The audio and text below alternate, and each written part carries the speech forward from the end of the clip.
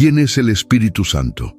La mayoría de las personas piensa que el Espíritu Santo es simplemente una fuerza divina abstracta, algo así como la energía de Dios flotando en el universo. Pero prepárate, porque lo que las Escrituras revelan sobre su identidad va a destruir todo lo que te enseñaron en la iglesia. Porque estamos hablando de un ser con personalidad propia, emociones, voluntad y poder para hacer cosas que desafían las leyes de la física. Un ser que estuvo presente antes de que existiera el tiempo, que creó el universo junto al Padre y al Hijo, y que tiene la capacidad de estar en millones de lugares simultáneamente. En este video vas a descubrir quién es realmente el Espíritu Santo según las Escrituras originales, por qué la mayoría de los cristianos tiene una comprensión incompleta de su naturaleza, y el rol específico que desempeña en tu vida diaria que probablemente nunca te explicaron correctamente. Vas a entender por qué es llamado de 7 formas diferentes en la Biblia, cada una revelando un aspecto único de su carácter.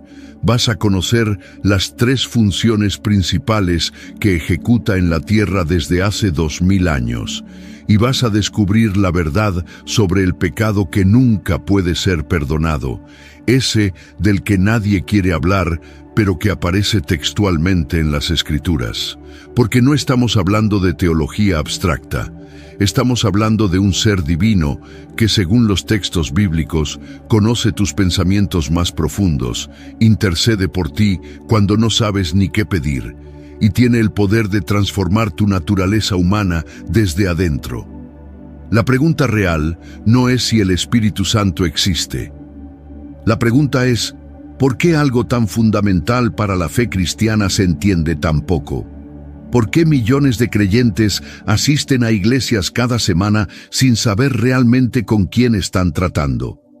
Desde los primeros días del cristianismo, la iglesia enfrentó un problema teológico masivo que casi destruye la fe por completo. Los creyentes sabían que Jesús era Dios. Entendían que el Padre era Dios.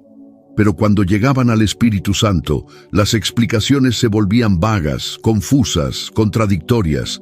Algunos decían que era solo el poder de Dios. Otros lo trataban como una fuerza impersonal, como electricidad divina. Pero aquí está el problema que la mayoría de los pastores ignora. Las Escrituras describen al Espíritu Santo haciendo cosas que solo una persona puede hacer. Él habla, Él enseña, Él guía, Él se entristece cuando lo ignoran.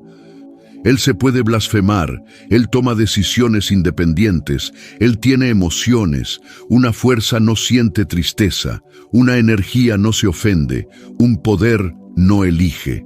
En el libro de los Hechos, cuando los apóstoles debatían sobre qué hacer con los nuevos creyentes, las Escrituras registran que el Espíritu Santo dijo textualmente, «Me pareció bien a mí y a ustedes». No dice, «el poder de Dios sugirió», dice, «a mí», pronombre personal, voluntad propia, decisión consciente. Piensa en esto visceralmente. Si alguien te dice, «me pareció bien hacer esto», estás hablando con una persona que razonó, evaluó opciones y decidió, no con una fuerza cósmica abstracta. Pero resolver esta confusión de identidad creó un problema teológico mucho peor, porque ahora la iglesia tenía que explicar cómo 3 seres divinos son simultáneamente un solo Dios. Las matemáticas no cuadraban, la lógica humana colapsaba. 1 más 1 debería dar 3, no 1. Durante los primeros 300 años del cristianismo, esta contradicción aparente dividió a la iglesia en facciones violentas. Grupos enteros fueron declarados herejes y perseguidos hasta la muerte por dar la respuesta equivocada a esta pregunta. ¿Es el Espíritu Santo igual a Dios Padre o subordinado a Él? Los debates se volvieron tan intensos que emperadores romanos tuvieron que convocar concilios masivos solo para evitar guerras civiles religiosas. Obispos viajaban miles de kilómetros a pie para discutir la naturaleza exacta del Espíritu Santo. Algunos morían en el camino. Otros eran asesinados por sus propias conclusiones teológicas. ¿Por qué tanto derramamiento de sangre por una pregunta sobre identidad divina? Porque la respuesta determinaba todo. Si el Espíritu Santo es Dios, entonces tiene poder absoluto. Si es solo una criatura creada por Dios, entonces no puede salvarte, no puede transformarte, no puede habitar en ti sin blasfemia. Y aquí está el detalle que cambia todo. Las escrituras hebreas originales usan un término específico cuando hablan del Espíritu en la creación.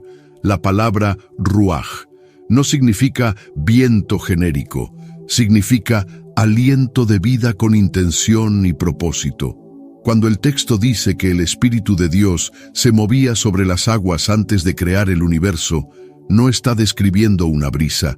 Está describiendo un ser consciente evaluando el caos primordial, planeando exactamente cómo convertir la oscuridad absoluta en un cosmos ordenado de 186.000 millones de años luz de diámetro. Era como un arquitecto divino inspeccionando un terreno vacío antes de construir la estructura más compleja jamás concebida. Un universo con leyes físicas perfectamente calibradas donde la vida sería posible. Resolver la identidad del Espíritu Santo era solo el comienzo, porque ahora surgía una complicación que desconcertaba hasta a los eruditos más brillantes. Las Escrituras no lo llaman por un solo nombre. Lo llaman de 7 formas completamente diferentes, cada una revelando un aspecto distinto de su naturaleza que contradice lo que la mayoría cree. Espíritu Santo, Espíritu de verdad, Espíritu de vida, Espíritu de adopción, Espíritu de gracia, Espíritu de gloria, Consolador. 7 nombres, 7 funciones, 7 revelaciones de quién es realmente. Pero aquí está el problema teológico que genera confusión masiva. ¿Por qué un ser divino necesita 7 nombres? ¿Son 7 espíritus diferentes o uno solo con múltiples roles? La respuesta está oculta en cómo funcionaba el pensamiento hebreo antiguo. Para ellos, el nombre de algo revelaba su esencia, no solo su etiqueta. Cambiar de nombre significaba cambiar de identidad o revelar una nueva faceta de tu ser. Cuando las Escrituras lo llaman Espíritu de verdad, no están siendo poéticos. Están diciendo que su naturaleza fundamental es la verdad absoluta. Él no puede mentir. Es ontológicamente imposible para él distorsionar la realidad. Si él te revela algo... This episode is brought to you by Netflix's Remarkably Bright Creatures. What if a Pacific octopus held the key to a mystery that could heal your heart? Well, that's Tova's reality. An elderly widow working at an aquarium. Tova forms an unlikely friendship with the curmudgeonly Marcellus, whose remarkable intelligence leads her to a life-changing discovery. Remarkably Bright Creatures is now playing, only on Netflix.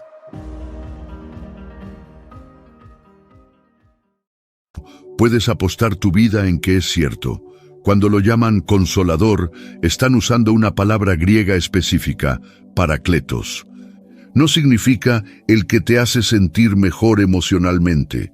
Significa el abogado defensor que pelea tu caso en la corte. Alguien que argumenta a tu favor cuando estás siendo acusado. Era como tener al mejor abogado del universo defendiéndote 24 horas al día, 7 días a la semana, presentando evidencia a tu favor que tú ni siquiera sabías que existía. Pero descubrir estos nombres múltiples creó un problema práctico devastador para los creyentes, porque ahora tenían que entender cuándo el Espíritu Santo estaba operando en cada uno de estos roles. ¿Cómo sabes si en este momento necesitas al Consolador o al Espíritu de verdad? ¿Cómo distingues cuando está funcionando como espíritu de vida versus espíritu de adopción? La confusión se volvió tan grande que grupos enteros de cristianos comenzaron a orar de formas completamente contradictorias. Algunos le pedían al Espíritu Santo genéricamente. Otros especificaban Espíritu de verdad cuando querían revelación. Otros invocaban al Consolador en momentos de dolor. ¿Estaban orando al mismo ser o fragmentando su comprensión? Las Escrituras dan una pista que la mayoría pasa por alto.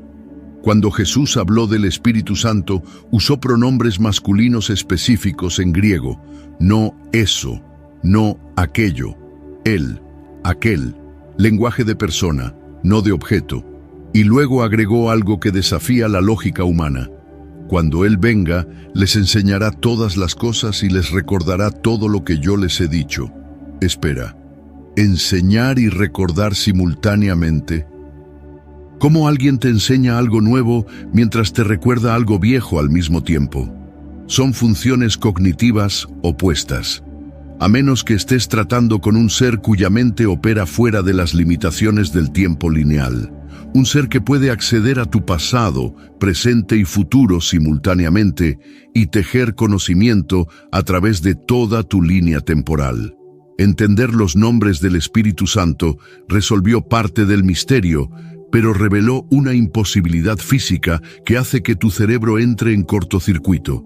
Las Escrituras afirman que el Espíritu Santo habita personalmente en cada creyente. No está con ellos, está en ellos, dentro de sus cuerpos físicos, en este preciso momento. Pero aquí está el problema que desafía las leyes del espacio y la física. Hay aproximadamente 2.400 millones de cristianos en el planeta Tierra ahora mismo. Si el Espíritu Santo es una persona, ¿cómo puede estar dentro de 2.400 millones de cuerpos simultáneamente? Una persona solo puede estar en un lugar a la vez. Es la definición básica de individualidad. Tu cuerpo ocupa un espacio específico que ningún otro cuerpo puede ocupar al mismo tiempo. Piensa en esto visceralmente. En este segundo hay cristianos orando en China, adorando en Brasil, llorando en Siria, estudiando en Noruega, durmiendo en Australia. Todos al mismo tiempo. Todos en zonas horarias diferentes. Todos experimentando momentos completamente distintos de sus vidas. Y las Escrituras dicen que el mismo Espíritu Santo está personalmente presente en cada uno de ellos. No una copia, no una fracción, todo Él, completo, con toda su deidad intacta. Las matemáticas espaciales simplemente no funcionan. Es como decir que una persona está simultáneamente en 2.400 millones de lugares diferentes, sin dividirse, sin fragmentarse, sin perder su identidad individual. Pero resolver este enigma de omnipresencia creó un problema teológico aún más perturbador. Porque si el Espíritu Santo puede estar en todos los creyentes simultáneamente, ¿qué está experimentando? ¿Puede sentir el dolor de todos al mismo tiempo? ¿Escucha 2.400 millones de pensamientos privados superpuestos como ruido blanco ensordecedor? Las Escrituras dan una respuesta que es tanto reconfortante como aterradora. Él intercede por cada creyente con gemidos indecibles, no oraciones bonitas, gemidos, sonidos de esfuerzo intenso, como alguien cargando un peso que casi lo destroza. Imagina cargar el dolor emocional, espiritual y físico de 2.400 millones de personas 24 horas al día sin descanso. Cada adicción, cada depresión, cada trauma, cada duda, cada miedo, todos simultáneamente. Y no solo eso, las Escrituras dicen que Él intercede conforme a la voluntad de Dios. Significa que está traduciendo tus gemidos incoherentes en peticiones teológicamente perfectas. Está convirtiendo tu confusión en claridad para presentarla ante el Padre. Era como tener un traductor simultáneo divino que no solo entiende tu idioma, sino tus pensamientos más profundos que ni siquiera puedes articular con palabras. Pero aquí está el detalle que la mayoría de los cristianos nunca considera. Si el Espíritu Santo está en ti intercediendo, ¿qué pasa cuando pecas? Las Escrituras son brutalmente específicas. Puedes contristar al Espíritu Santo. La palabra griega es lipeo. No significa hacer enojar ligeramente, significa causar dolor emocional profundo. afligir, entristecer hasta el punto de lágrimas. Piensa en eso visceralmente. Cada vez que eliges el pecado conscientemente, estás hiriendo emocionalmente a un ser divino que está viviendo dentro de ti, intercediendo por ti, peleando tus batallas espirituales sin descanso. No es que Él se vaya. Las Escrituras son claras, Él nunca te abandona, pero lo hieres, lo contristas, causas dolor real a un ser real que te ama incondicionalmente, y ese dolor tiene consecuencias que van más allá de culpa religiosa. Controlar la omnipresencia del Espíritu Santo ya era un concepto difícil de procesar, pero lo que viene ahora va a destruir tu comprensión de cómo funciona el poder divino. Las Escrituras atribuyen al Espíritu Santo el poder de crear universos, resucitar muertos, dividir mares, detener el sol en el cielo y transformar la naturaleza humana a nivel molecular. Pero aquí está el problema que genera frustración masiva en los creyentes. Si tiene poder ilimitado, ¿por qué no lo usa todo el tiempo? ¿Por qué permite que cristianos fieles sufran enfermedades, pierdan trabajos, experimenten tragedias devastadoras? La respuesta está oculta en un principio que las Escrituras llaman las arras del Espíritu, una palabra específica en griego, arrabón. No significa regalo, significa anticipo garantizado de un pago completo futuro, como cuando pagas el enganche de una casa. Tienes algo real ahora, pero la plenitud viene después. Las Escrituras dicen que el Espíritu Santo que habita en ti ahora es solo el anticipo. No es el paquete completo, es la muestra de lo que viene. El tráiler de la película, no la película entera. Piensa en esto con detalles viscerales. Tienes acceso a poder divino real ahora mismo. Suficiente para transformar tu carácter, guiar tus decisiones, darte sabiduría sobrenatural. Pero no tienes acceso a la totalidad de su poder. Todavía no. Cuando las Escrituras hablan de creyentes que movieron montañas, sanaron enfermos, echaron fuera demonios, no estaban usando todo el poder del Espíritu Santo. Estaban usando fracciones minúsculas, gotas de un océano infinito. Pero descubrir esta restricción voluntaria del poder creó un problema de fe devastador, porque ahora los creyentes tenían que entender por qué Dios limitaría intencionalmente el poder disponible para ellos. Si te ama y tiene poder ilimitado, ¿por qué no te da todo inmediatamente? La respuesta está en un experimento mental que las Escrituras usan repetidamente. ¿Qué pasaría si un bebé tuviera la fuerza de 100 hombres adultos?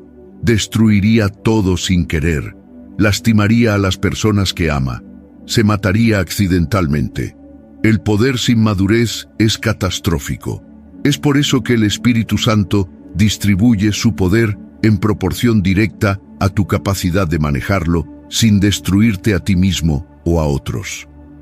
Las Escrituras registran un caso aterrador de lo que pasa cuando alguien intenta manipular el poder del Espíritu Santo sin la madurez necesaria. 2 hombres llamados Ananías y Zafira mintieron sobre una ofrenda. No robaron, solo mintieron sobre la cantidad que dieron. La respuesta del Espíritu Santo fue inmediata y terminal. Ambos cayeron muertos instantáneamente. No hubo advertencia. No hubo segunda oportunidad, muerte inmediata. ¿Por qué? Porque intentaron manipular a un ser divino omnisciente. Trataron al Espíritu Santo como si fuera un humano que podían engañar, como si aquel que conoce cada pensamiento antes de que lo pienses pudiera ser estafado con mentiras baratas. Era como intentar engañar a alguien que puede leer tu mente en tiempo real y conoce tu futuro completo.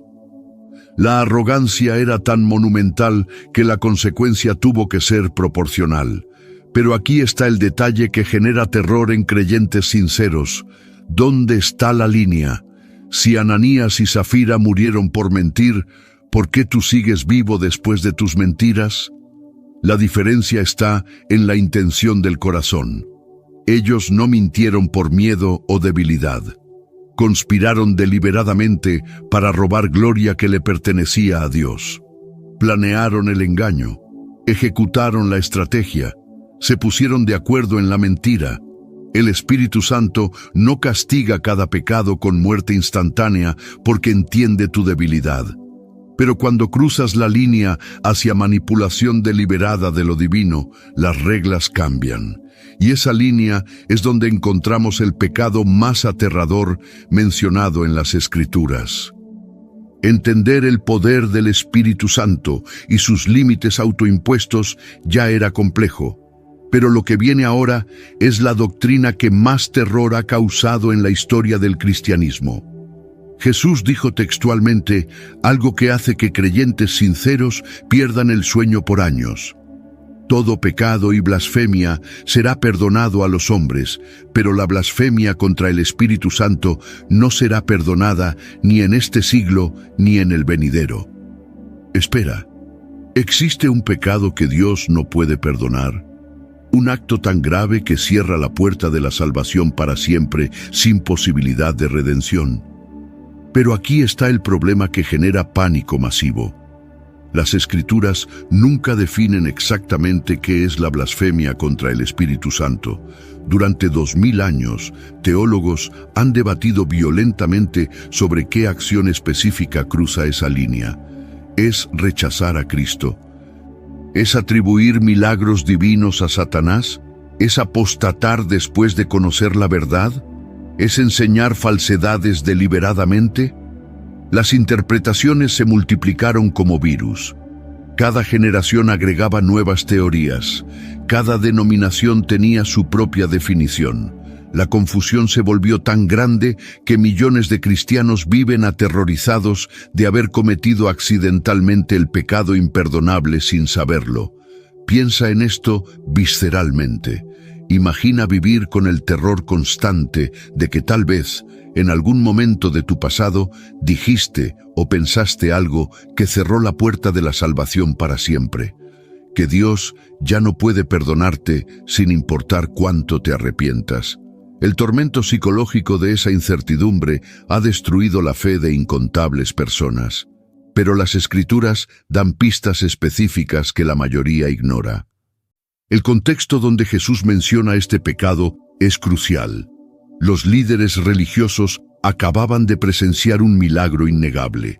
Jesús expulsó un demonio de un hombre que era ciego y mudo. El milagro restauró instantáneamente su vista y su habla.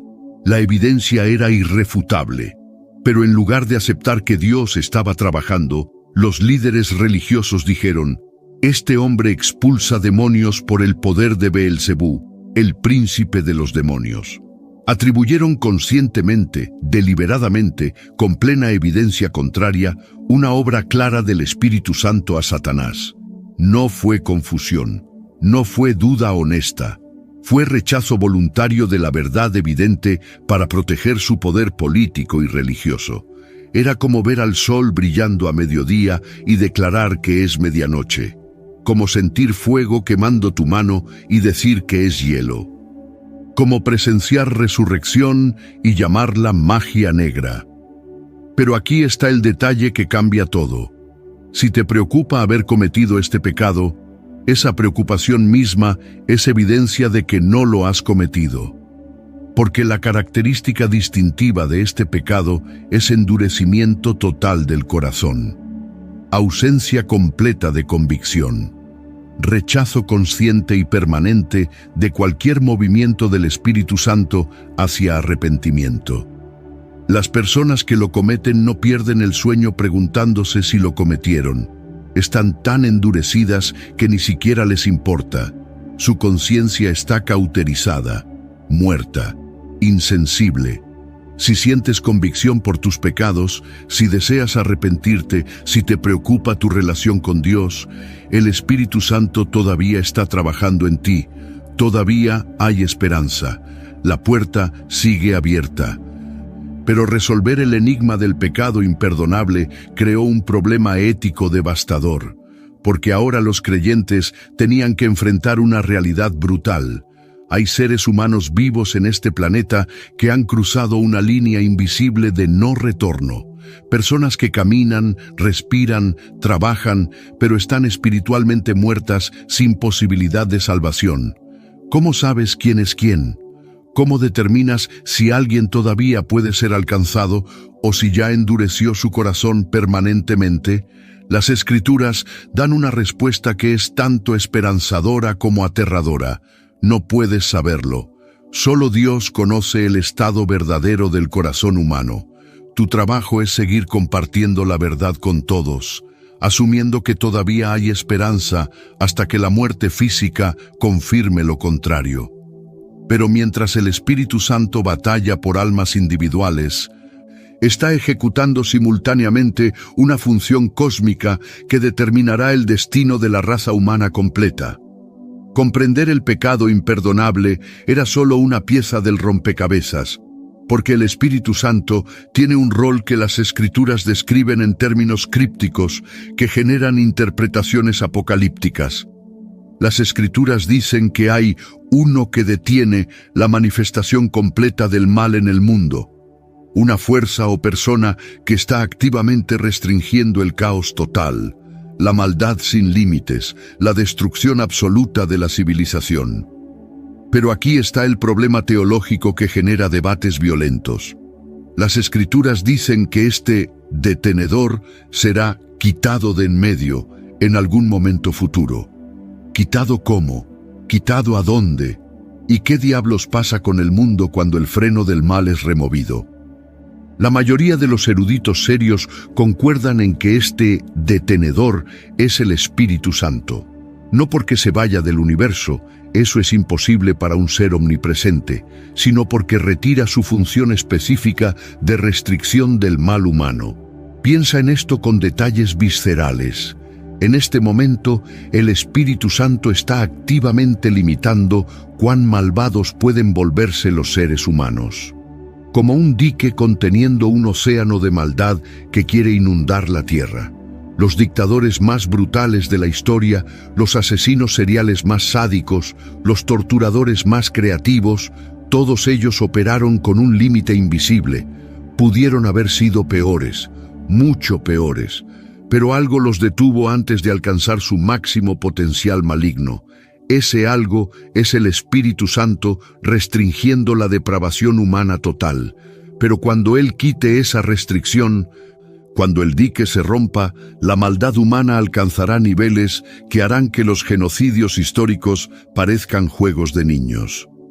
Las Escrituras describen ese período futuro con lenguaje apocalíptico: engaño masivo, persecución global, guerra total, colapso económico, hambrunas devastadoras, plagas letales y un gobierno mundial que exigirá adoración bajo pena de muerte.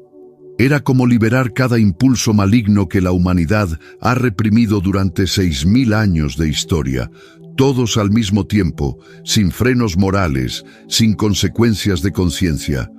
Pero descubrir esta función de restricción del Espíritu Santo creó un problema existencial aterrador. Porque si Él está conteniendo activamente el mal ahora, ¿qué está impidiendo específicamente? ¿Qué impulsos malignos tienes tú en este momento que solo no actúas porque el Espíritu Santo los está suprimiendo? Las Escrituras son brutalmente honestas sobre la naturaleza humana sin la restricción divina. El corazón humano es engañoso sobre todas las cosas y perverso. ¿Quién lo conocerá? No dice algunos corazones, dice el corazón humano, universal, sin excepción, incluyéndote a ti. Sin la restricción del Espíritu Santo, serías capaz de maldades que ahora mismo ni siquiera puedes imaginar, no porque seas especialmente malvado, sino porque esa es la naturaleza humana caída sin intervención divina. Y aquí está el detalle que debería hacerte reflexionar profundamente. Si el Espíritu Santo está restringiendo tu maldad potencial ahora, ¿qué pasa con tu salvación cuando Él quite esa restricción del mundo? Las Escrituras son claras. Los creyentes verdaderos serán removidos antes de que comience ese período de tribulación total. no porque sean mejores personas, sino porque el Espíritu Santo que habita en ellos no puede simultáneamente habitar en millones de creyentes y quitar su restricción del mal mundial. Es una paradoja física espiritual. Él no puede estar completamente en ti y completamente ausente de su función restrictiva al mismo tiempo. La solución es remover a todos los que lo contienen, los creyentes, antes de quitar la restricción global del mal. Entender la restricción del mal era aterrador, pero hay una función final del Espíritu Santo que determina tu destino eterno de una forma que pocos cristianos comprenden realmente. Las Escrituras dicen que el Espíritu Santo ejecuta un proceso llamado santificación. Una palabra religiosa que la mayoría escucha en iglesias, pero nunca entiende completamente. Pero aquí está el problema que genera confusión masiva. Santificación no es algo que tú haces. Es algo que el Espíritu Santo hace en ti, a pesar de ti, frecuentemente contra tu voluntad consciente. Es un proceso de transformación molecular de tu naturaleza. No mejoramiento, no rehabilitación. Transformación, conversión de lo que eres en algo completamente diferente a nivel fundamental. Las Escrituras usan una analogía específica, metamorfosis. La misma palabra griega que describe cómo una oruga se convierte en mariposa. No evoluciona gradualmente. Se disuelve completamente en líquido dentro del capullo y se reconstruye como un organismo totalmente nuevo. Piensa en esto visceralmente. Dentro del capullo, la oruga literalmente se digiere a sí misma. Sus órganos se licuan, su estructura corporal colapsa. Durante días existe como sopa biológica sin forma definida. Eso es lo que el Espíritu Santo está haciendo con tu naturaleza vieja, disolviéndola, desmantelándola, destruyéndola sistemáticamente para reconstruir algo nuevo que puede volar. Pero aquí está el problema brutal. La transformación duele mucho. Cuando el Espíritu Santo ataca tus patrones de pensamiento tóxicos, tu orgullo, tus adicciones, tus mecanismos de defensa psicológica, se siente como muerte. Porque es muerte. Muerte de partes de ti que pensabas que eran esenciales para tu identidad. Las Escrituras no At IKEA, your dreams can come true. Well, maybe not the ones where you're being chased by a monster. We're talking about kitchen dreams. And there are IKEA products and solutions for all of them. Whether it's a whole new kitchen, a statement glassware set, or just new cutlery. If you got big dreams or small dreams in any size or budget, IKEA can help you bring them to life. Visit IKEA.us/dreamkitchen to learn more. Dream the possibility. Endulzan este proceso, crucifiquen la carne con sus pasiones y deseos. Crucifixión, el método de ejecución más lento y doloroso jamás inventado. Esa es la metáfora que usan para describir cómo se siente la santificación. Era como permitir que un cirujano opere tu cerebro mientras estás despierto, sintiendo cada corte, cada remoción de tejido, sabiendo que es necesario pero queriendo que se detenga el dolor. Y no puedes escapar del proceso. Las Escrituras son claras. Si el Espíritu Santo está en ti, Él completará la transformación que comenzó. No porque seas especialmente fuerte, sino porque Él es incapaz de dejar trabajos sin terminar. Pero descubrir que la santificación es inevitable creó un problema de libre albedrío devastador. Porque ahora los creyentes tenían que reconciliar dos verdades aparentemente contradictorias. El Espíritu Santo te transforma sin tu permiso, pero requiere tu cooperación voluntaria para el proceso. ¿Cómo funciona eso? ¿Cómo algo puede ser simultáneamente involuntario y voluntario? La respuesta está en la diferencia entre destino y velocidad. El destino final, tu transformación completa, es garantizado si eres creyente verdadero. No tienes opción en eso. El Espíritu Santo terminará lo que comenzó. Pero la velocidad del proceso depende completamente de tu cooperación. Puedes rendirte y acelerar la transformación. o puedes resistir y hacer que el proceso sea lento, doloroso, lleno de disciplinas correctivas cada vez más severas. Las Escrituras registran casos específicos de creyentes que resistieron tanto la santificación que el Espíritu Santo tuvo que usar enfermedades físicas, pérdidas financieras y crisis relacionales para romper su resistencia, no porque disfrute causarte dolor, sino porque te ama demasiado como para dejarte atrofiado espiritualmente cuando podrías volar. Era como un padre que fuerza a un niño a tomar medicina amarga. El niño lo odia en el momento, llora, grita, resiste, pero el padre sabe que la alternativa, dejar que la enfermedad progrese sin tratamiento, sería crueldad verdadera. Y aquí está el detalle final que cambia cómo entiendes toda tu experiencia cristiana. Cada fracaso, cada prueba, cada temporada de sequedad espiritual es el Espíritu Santo ejecutando el siguiente paso de tu transformación. No estás siendo castigado, estás siendo reconstruido. Después de 2000 años de debates teológicos, concilios ecuménicos, guerras religiosas y millones de páginas de interpretación, llegamos a una conclusión que las Escrituras presentan con claridad cristalina desde el principio. El Espíritu Santo no es una fuerza abstracta, no es energía cósmica impersonal, no es el poder de Dios funcionando automáticamente como electricidad divina. Es la tercera persona de la Trinidad, completamente Dios, completamente personal, con intelecto, emociones, voluntad y poder para crear universos o transformar corazones humanos con la misma facilidad. Está viviendo dentro de cada creyente verdadero en este momento, intercediendo con gemidos indecibles, restringiendo el mal que te rodea, transformando tu naturaleza molécula por molécula, preparándote para un destino eterno que va más allá de lo que tu mente finita puede comprender actualmente. Y todo esto mientras simultáneamente hace lo mismo con 2.400 millones de otros creyentes dispersos por todo el planeta, cada uno en etapas diferentes de transformación, cada uno con luchas únicas, cada uno requiriendo intervenciones personalizadas. El Espíritu Santo no es el aspecto olvidado de la Trinidad, es el agente activo de Dios operando en la tierra ahora mismo, ejecutando el plan de redención más complejo jamás concebido, batalla por batalla, alma por alma, pensamiento por pensamiento. La pregunta real nunca fue, ¿quién es el Espíritu Santo? La pregunta es, ¿qué está Él haciendo específicamente en tu vida ahora que tú no puedes ver? Porque mientras leías este texto, Él estuvo trabajando, convenciendo, revelando, transformando, preparándote para el siguiente paso de un proceso que comenzó antes de que nacieras y continuará hasta que tu transformación esté completa.